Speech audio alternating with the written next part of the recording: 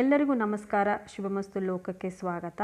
ಮಳೆಗಾಲ ಇರಲಿ, ಚಳಿಗಾಲ ಇರಲಿ, ಬೇಸಿಗೆ ಕಾಲ ಇರಲಿ, ಇದೊಂದು ಚಟ್ನಿ ಇದ್ಬಿಟ್ರೆ ಬೇರೆ ಯಾವುದು ಪಲ್ಯಗಳಾಗಲಿ ಸಾಂಬಾರುಗಳಾಗಲಿ ಬೇಕಾಗುವುದಿಲ್ಲ.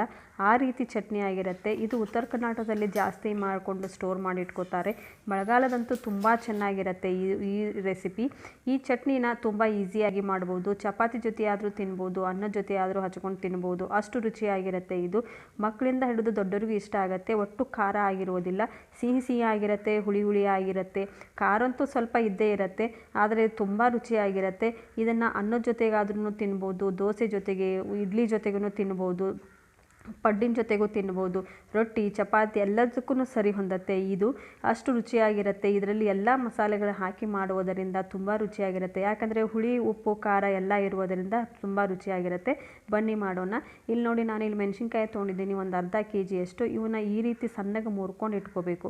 ಮುರ್ಕೊಂಡು ಇವನ್ನ ಹುರ್ಕೋಬೇಕು. ಯಾವ ರೀತಿ ಹುರ್ಕೋಬೇಕು ಅಂತಂದರೆ ಸ್ವಲ್ಪ ಹೊತ್ಕೋಬೇಕು, ಆ ರೀತಿ ಹುರ್ಕೋಬೇಕು. ನೋಡಿ, ಇಲ್ಲೇ ಮುರಿದಿಟ್ಕೊಂಡಿದ್ದೀವಿ. ಇಲ್ಲೊಂದು ತವಿನ ಕಾಯಕ್ಕಿಟ್ಟಿದ್ದೀನಿ ನಾನು. ತವಿ ಅಥವಾ ಹಂಚು ಅಂತೀವಲ್ಲ, ಅದನ್ನು ಕಾಯಕ್ಕಿಟ್ಟಿದ್ದೀನಿ. ಇದಕ್ಕೆ ಇವಾಗ ಸ್ವಲ್ಪ ಎಣ್ಣೆ ಹಾಕೋಣ. ಆ ಕಾಯಿಗಳಿಗೆ ಎಷ್ಟು ಬೇಕೋ ಅಷ್ಟು ಎಣ್ಣೆನೇ ಹಾಕ್ಕೋಬೇಕು. ನಂತರ ಇನ್ನು ಮುರ್ಕೊಂಡಿರೋಂಥ ಮೆಣಸಿನ್ಕಾಯಿನ ಹಾಕೋಣ. ಇದಕ್ಕೆ ಎಷ್ಟು ಕೆಂಪಗಾಗಿದ್ದಾವೆ ನೋಡಿ ವೀಕ್ಷಕರೇ. ಇವುಗಳನ್ನು ಹುರ್ಕೋಬೇಕು. ಯಾವ ರೀತಿ ಹುರ್ಕೋಬೇಕಂದ್ರೆ ಅದು ಒಂದು ಸ್ವಲ್ಪ ಹೊತ್ಕೋಬೇಕು, ಆ ರೀತಿ ಹುರ್ಕೋಬೇಕು. ಅಂದರೆ ಖಾರ ಕಡಿಮೆ ಆಗುತ್ತೆ, ರುಚಿನೂ ಜಾಸ್ತಿ ಆಗುತ್ತೆ. ಇನ್ನು ಹುರ್ಕೊಂಡ ನಂತರ ಇದನ್ನು ಕೆಳಗಿಟ್ಬಿಟ್ಟು ಅದರ ಮೇಲೆ ಮುಚ್ಚಿಡಬೇಕು. ಒಂದು ಅರ್ಧ ಗಂಟೆ ಆದರೂ ಇಡಬೇಕು, ಅಂದರೆ ಬೆಂದ್ಕೊಂಡ್ಬಿಡತ್ತೆ ಅಲ್ಲೇ. ನೋಡಿ, ಅರ್ಧ ಗಂಟೆ ನಂತರ ನೋಡಿ ಯಾವ ರೀತಿ ಮೆತ್ತಗಾಗಿದ್ದೇವೆ ಎಲ್ಲ ಕಾಯಿಗಳು. ಇದನ್ನು ಮಿಕ್ಸಿ ಜಾರಿಗೆ ಹಾಕ್ಕೋಬೇಕು. ಮಿಕ್ಸಿ ಜಾರಿಗೆ ಹಾಕ್ಕೊಂಡು ಇದಕ್ಕೆ ಉಳಿದ ಸಾಮಾನುಗಳನ್ನು ಸೇರಿಸ್ಕೋಬೇಕು. ಮೊದಲು ಇದಕ್ಕೆ ಬೆಳ್ಳುಳ್ಳಿನ ಹಾಕಬೇಕು. ಬೆಳ್ಳುಳ್ಳಿ ಬೇಕೇ ಬೇಕು, ಅಂದರೆ ಕಂಪು ಜಾಸ್ತಿ ಆಗುತ್ತೆ, ರುಚಿ ಜಾಸ್ತಿ ಆಗುತ್ತೆ. ನಂತರ ಇದಕ್ಕೆ ಪುದೀನ ಸೊಪ್ಪನ್ನು ಸೇರಿಸ್ತಾ ಇದ್ದೀನಿ. ನಂತರ ಇದಕ್ಕೆ ಕರಿಬೇವಿನ ಸೊಪ್ಪು, ಆಮೇಲೆ ಕೊತ್ತಂಬರಿ ಸೊಪ್ಪನ್ನು ಸೇರಿಸ್ಬೋದು. ನಮ್ಮ ಮನೆಯಲ್ಲಿ ಇದ್ದಿರಲಿಲ್ಲ. ಜೀರಿಗೆ ಸೇರಿಸ್ಬಿಟ್ಟು ನಂತರ ರುಚಿಗೆ ತಕ್ಕಷ್ಟು ಉಪ್ಪನ್ನು ಸೇರಿಸಬೇಕು.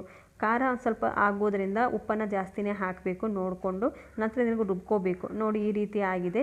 ಈ ರುಬ್ಕೊಂಡಿರೋದಕ್ಕೆ ಈಗ ಉಳಿದ ಸಾಮಾನುಗಳನ್ನು ಸೇರಿಸ್ಕೋಬೇಕು. ಈ ರೀತಿ ಸಣ್ಣಗಾದ್ಮೇಲೆ ಉಳಿದ ಸಾಮಾನುಗಳನ್ನು ಸೇರಿಸ್ಕೋಬೇಕು. ಅತಿ ಮುಖ್ಯವಾದ ವಸ್ತು ಸೇರಿಸ್ಬೇಕು ಅಂತಂದರೆ ಹುಣಸೆಹಣ್ಣು ಸೇರಿಸೋದ್ರಿಂದ ಬಾಳಿಕೆ ಬರುತ್ತೆ, ರುಚಿಯಾಗಿರುತ್ತೆ. ಒಟ್ಟು ಸ್ವಲ್ಪನೂ ಖಾರವಾಗಿರುವುದಿಲ್ಲ.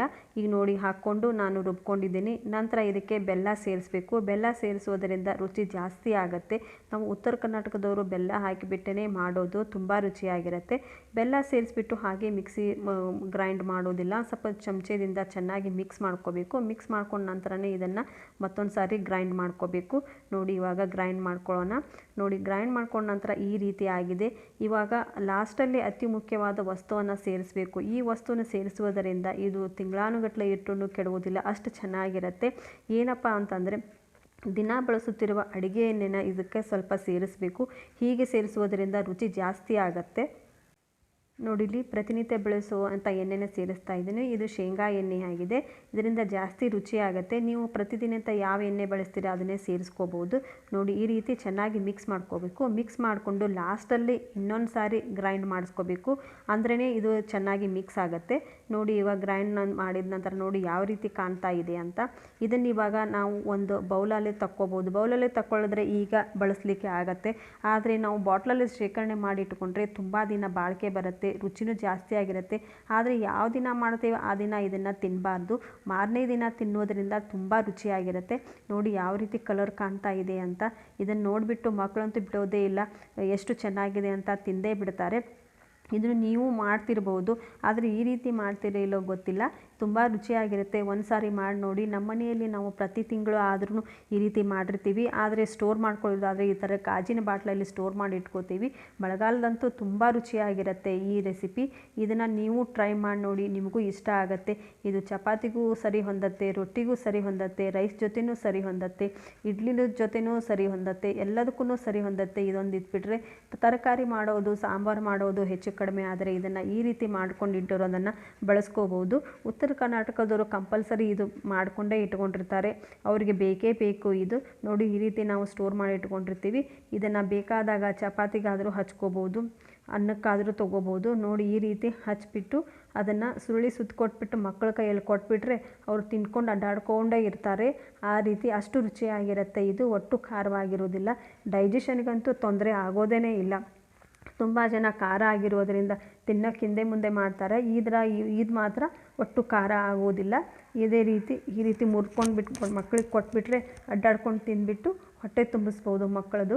ಈಗ ನೋಡಿ ರೈಸಲ್ಲೂ ಆದ್ರೂ ಅಷ್ಟೇ, ರೈಸ್ ಹಾಕ್ಕೊಂಡ್ಬಿಟ್ಟು ಅದರಲ್ಲಿ ಸೈಡಲ್ಲಿ ಹಾಕ್ಕೊಂಡ್ಬಿಟ್ಟು ಮಿಕ್ಸ್ ಮಾಡ್ಕೊಂಡು ಉಂಡ್ಬಿಟ್ರೆ ತುಂಬ ರುಚಿಯಾಗಿರುತ್ತೆ. ನೋಡಿ ಅದಕ್ಕೆ ಸ್ವಲ್ಪ ಪ್ರಮಾಣದ ಖಾರ ಆದರೆ ಸಾಕು. ಚೆನ್ನಾಗಿ ಮಿಕ್ಸ್ ಮಾಡಿಕೊಂಡು ಊಟ ಮಾಡಿಬಿಟ್ರೆ ಬೇರೆ ಯಾವುದು ಬೇಡ. ಬಿಸಿ ಬಿಸಿ ಅನ್ನ ಆಗಿದ್ರಂತೂ ಅದ್ರ ಜೊತೆ ಒಂದು ಸ್ವಲ್ಪ ತುಪ್ಪ ಇದ್ಬಿಟ್ರಂತೂ ತುಂಬ ಚೆನ್ನಾಗಿರುತ್ತೆ, ಅಷ್ಟು ರುಚಿಯಾಗಿರುತ್ತೆ. ಈ ರೆಸಿಪಿ ನಿಮಗೆ ಇಷ್ಟ ಆಗಿದೆ ಅಂತ ಅಂದ್ಕೊಂಡಿದ್ದೀನಿ. ನಾವು ಇದಕ್ಕೆ ಮಿಜ್ಗಾರ ಅಂತ ಕರಿತೀವಿ, ಬೇರೆದವರು ಕೆಂಪು ಚಟ್ನಿ ಅದು ಇದು ಅಂತ ಕರೀತಾರೆ. ಇದು ನಿಮಗೆ ಇಷ್ಟ ಆಗಿದೆ ಅಂತ ಅಂದ್ಕೊಂಡಿದ್ದೀನಿ. ಈ ವಿಡಿಯೋ ನಿಮಗೆ ಇಷ್ಟ ಆಗಿದ್ದರೆ ಲೈಕ್ ಮಾಡಿ, ಶೇರ್ ಮಾಡಿ ಮತ್ತು ಸಬ್ಸ್ಕ್ರೈಬ್ ಮಾಡಿ. ನನ್ನ ಚಾನಲ್ಗೆ ಸಪೋರ್ಟ್ ಮಾಡಿ. ಮತ್ತೆ ಮುಂದಿನ ವಿಡಿಯೋದಲ್ಲಿ ಸಿಗೋಣ. ಎಲ್ಲರಿಗೂ ನಮಸ್ಕಾರ.